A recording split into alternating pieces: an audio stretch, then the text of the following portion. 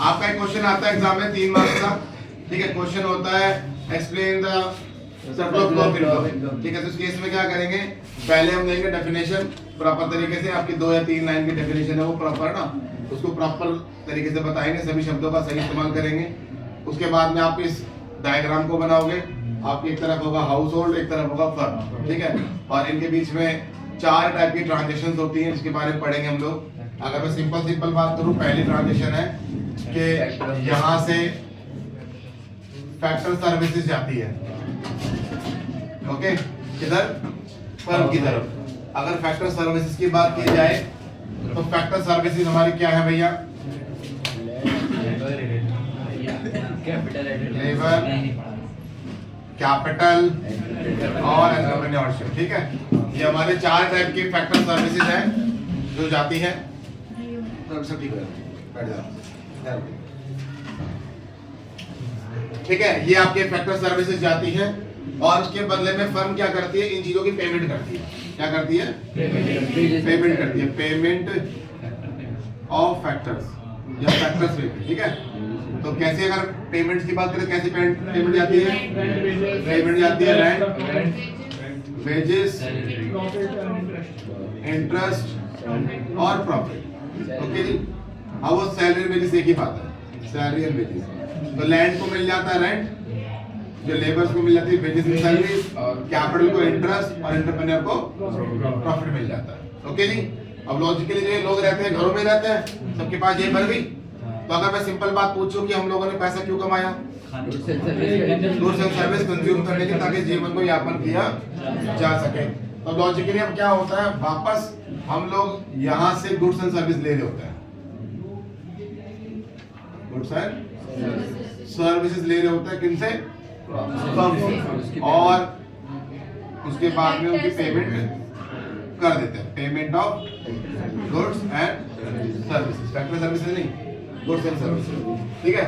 अगर दोबारा proper explain करूं तो मैं कहना चाह रहा हूं कि हाउस होल्ड और फर्म के बीच में एक रिलेशंस होते हैं और वो कुछ इकोनॉमिक ट्रांजैक्शंस कर रहे होते हैं। और इकोनॉमिक ट्रांजैक्शन में नोटिस करने वाली बात है, हाउस होल्ड जो है वो फर्म की तरफ जाता है और अपनी कुछ फैक्टर सर्विसेज प्रोवाइड करता है, जिसके अंदर लैंड, लेबर, कैपिटल और एंटरप्रेन्योरशिप है। उसके बाद में फर्म जो है हमें उस बात की पेमेंट कर रही होती है, पेमेंट ऑफ फैक्टर्स या फैक्टर पेमेंट कर रही होती है। उसके बाद हमारे पास जेब में कुछ पैसा आता है और हम लोग उसके क्या करते हैं, गुड्स एंड सर्विस खरीदते हैं फर्म्स के थ्रू ही, ठीक है, और उसकी पेमेंट कर दी जाती है, ओके। ये वाली बात समझ में है कि नहीं, इसको हम कहते हैं सर्कुलर फ्लो ऑफ इनकम। जो ये 4 पॉइंट है, इन्हीं 4 पॉइंटों को आप एक्सप्लेन करते चले जाओगे, ठीक है। भाई ये किया, वो क्या, ये किया। तो 1 मार्क्स की डेफिनेशन, 1 मार्क्स का कर्व और अगर 4 मार्क्स का तो 2 मार्क्स की एक्सप्लेनेशन मान ली जाएगी या 1.5 मान ली जाएगी, ओके। लगभग 3 मार्क्स का ही आता है, ठीक है, ज्यादा का नहीं आता है। फिर हम बात करें इसी के अंदर, यहाँ पर 2 टाइप के फ्लो हम लोग देख पा रहे हैं, ठीक है। मैंने बोला 2 टाइप के फ्लो देख पा रहे हैं, स्टॉक, ठीक है जी। तो हम देख पा रहे हैं कि एक जो है वो मनी फ्लो है और एक आपका इसमें दिख रहा है आपको रियल फ्लो दिख रहा है। क्या दिख रहा है आपको, रियल फ्लो दिख रहा है। तो ये वाली बात आप देख पा रहे हो, ओके। तो रियल फ्लो और मनी फ्लो में बहुत सिंपल बात, जहां पर आपको दिख रहा है कि मनी की बात हो रही है वो मनी फ्लो, और जहां पर मनी की बात नहीं हो रही है वो रियल फ्लो। इससे आसान कुछ नहीं हो सकता। तो आप ऊपर वाली तरफ देखोगे तो ऊपर जो मैंने एरोस बनाए, तो आप देखोगे वहां पर मनी की बात हो ही नहीं रही है। उधर मैंने फैक्टर सर्विसेज प्रोवाइड कराई है और उधर से मैंने गुड्स एंड सर्विस प्रोवाइड कराया, उधर पैसे के बारे में बात कोई ही नहीं है। तो जो दोनों के दोनों जो फ्लो है वो आपके बन जाएंगे रियल फ्लो बन जाएंगे। आप नीचे की तरफ देखेंगे तो पेमेंट की ही बात हो रही है और पेमेंट जो होती है वो पैसों के थ्रू हो रही होती है, ठीक है। तो ये कहलाएंगे आपके मनी फ्लो। क्या कहलाएंगे ये, मनी फ्लो। ये वाली बात समझ में आएगी नहीं, सिंपल है। जहां पर मनी इन्वॉल्व है मनी फ्लो, और जहां पर मनी इन्वॉल्व नहीं है वो रियल फ्लो। क्लियर, अच्छे से क्लियर। तो एग्जाम में कोई भी एक आपको ट्रांजिशन दे देंगे और पूछ लेंगे बताइए मनी फ्लो है कि रियल फ्लो है, ऐसी बातें पूछी जा सकती है, ठीक है। सभी बच्चे अपने फोन साइलेंट कर लेंगे, ठीक है, बार बार डिस्टर्बेंस ना हो, ओके। चलो और बात समझते आगे। अब इसी के अंदर हम चाहें तो इसको अलग अलग बना सकते हैं। अगर मैं इस तरीके से दो फर्में दोबारा बना दूं, ये मैं लिखा हाउस होल्ड, ये लिखूं मैं फर्म, और मुझे एक्सप्लेन करना हो रियल फ्लो, तो मैं देखूंगा यहाँ पर क्या चलेगी, फैक्टर सर्विसेज। क्या चलेगी भैया? और यहाँ पर क्या हुआ, चले गए गुड्स एंड सर्विसेज। ओके, तो ये बन जाएगा आपका रियल फ्लो। ओके जी, ऐसे हम देख सकते हैं। दोबारा से मैं इसको बनाऊं,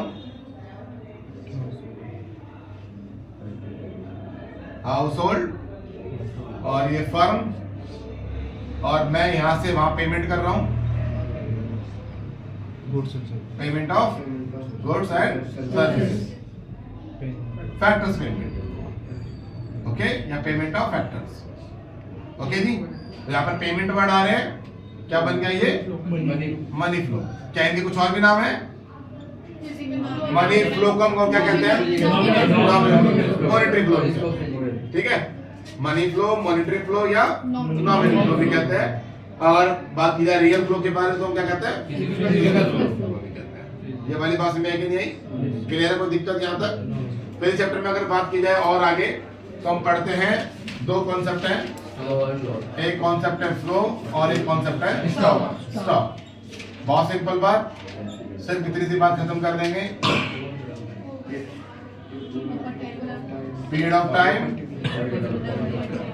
और पॉइंट ऑफ टाइम। ठीक है, आपको सिर्फ ये दो वर्ड देखने हैं, पीरियड और पॉइंट। ठीक है, जब भी हम कोई चीज कैलकुलेट कर रहे हैं और उसमें पीरियड लग रहा है, टाइम लग रहा है, 1 घंटा 2 घंटा 5 दिन 10 दिन 20 दिन 1 साल, तो इस टाइप की चीजें अगर कैलकुलेट कर रहे हैं तो वो बन जाएगा फ्लो कॉन्सेप्ट। और कहीं पर हमें उसी वक्त एक पॉइंट ऑफ टाइम पे चीजें कैलकुलेट कर पा रहे हैं तो बन जाएगा हमारा।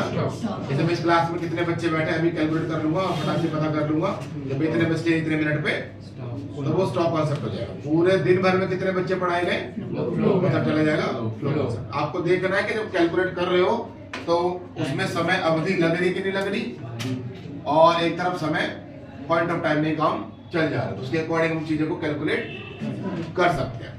कोई डाउट बात को लेकर? चलो, इसके अलावा चैप्टर में और क्या है? ठीक है, तो दो टॉपिक बचते हैं। एक और इसमें अगर बात करी जाए तो एक वर्ड है लीकेजेस और दूसरा वर्ड है इंजेक्शन। ओके जी,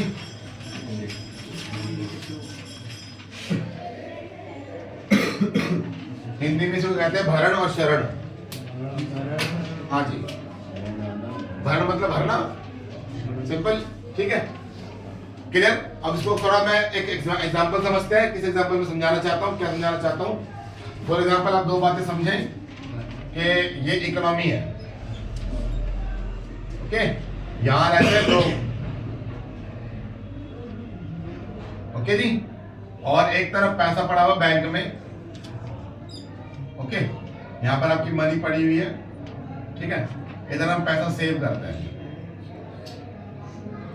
क्या करते हैं भैया? सेव करते हैं।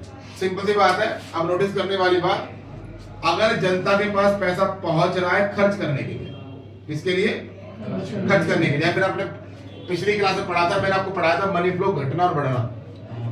तो मनी फ्लो बढ़ने का मतलब क्या होता है? जनता के पास पैसा पहुंच गया, खर्च करने के लायक हो गया, हाँ है ना? तो अगर सिंपल बात समझे, बैंकों के थ्रू कहीं से पैसा इकोनॉमी के अंदर आया, इकोनॉमी के अंदर आने का मतलब ये हुआ कि आपका मनी फ्लो बढ़ गया। मनी फ्लो बढ़ने का मतलब क्या है कि अब आपके खर्चे बढ़ जाएंगे, है ना? अगर ऐसी कंडीशन हो रही है तो कहलाएगा इंजेक्शन। ठीक है, इकोनॉमी में पैसा बढ़ रहा है, लोग खर्च करने के बारे में सोच पा रहे हैं, बना पा रहे हैं माहौल, तो बन जाएगा इंजेक्शन। कुछ केसेस ऐसे जहां पर पैसा सेव करना पड़ता है, लॉजिकली इकोनॉमी के अंदर मनी सप्लाई क्या हो गई? कम हो गई। तो मनी सप्लाई कम होने पे क्या बन जाएगा? वो लीकेजेस। कोई डाउट इस बात को लेकर? बहुत आसान है, इजी है। ये आपका फर्स्ट चैप्टर यहाँ पर खत्म हुआ, इसके अलावा कुछ भी नहीं है। फटाक से नोटबुक निकालें और एक बार आप लोग इसको बना लें।